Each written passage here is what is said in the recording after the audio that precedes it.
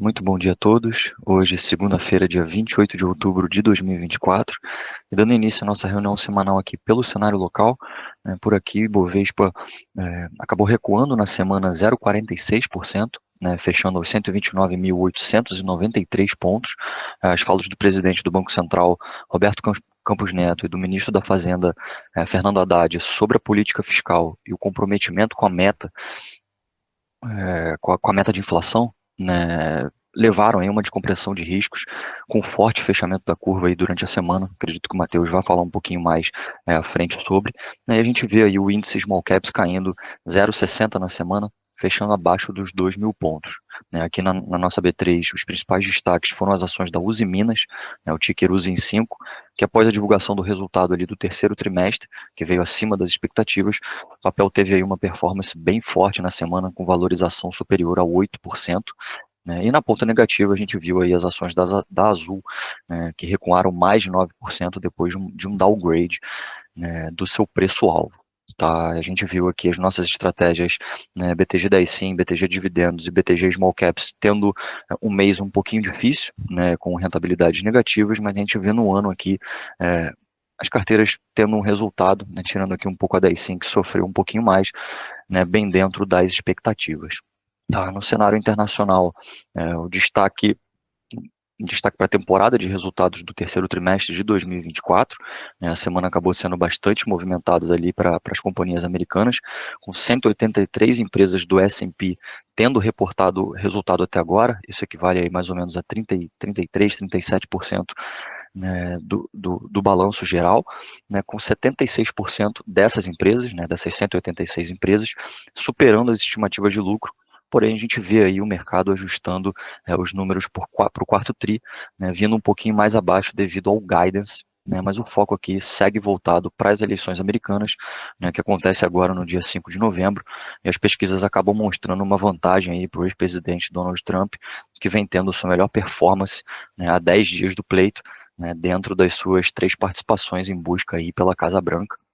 As casas de apostas acabam trazendo um 64% de chance de vitória para o ex-presidente, o que traz aí uma corrida bem apertada pela Casa Branca. Um destaque aqui segue sendo a nossa carteira BDRs. A gente vê aqui que o nosso benchmark, que é o BDRX, no mês próximo aqui do 1%, e a estratégia aqui próximo a 15% no mês, então isso aqui é um movimento muito forte, então segue sendo aqui o nosso principal destaque, a alocação na BTG BDRs. Tá? Já nas principais moedas, na parte de IFIX, na parte aqui dos fundos listados, o IFIX acabou recuando 1,68% na semana, fechando em 3.181 pontos. Aqui as nossas carteiras também seguem bem dentro, superando justamente o benchmark, exatamente isso que a gente vem buscando. E já já nas principais moedas aqui, a gente vê o dólar trazendo uma alta, a gente vê o dólar em alta aí durante a semana inteira, trazendo aqui, subindo 0,26% na semana, cotado a 5,71, e o euro, que teve uma leve queda aí de 0,36, fechando a R$ 6,16. E aqui já na parte de criptomoedas, o Bitcoin, depois de uma forte alta na última semana, acabou fechando aqui abaixo dos 69 mil dólares, um patamar bastante importante aqui para o preço do ativo, novas regiões de máximas.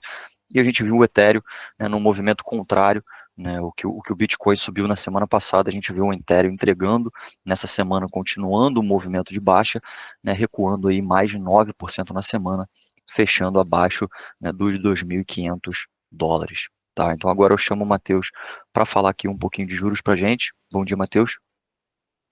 Fala aí, Brenão, beleza?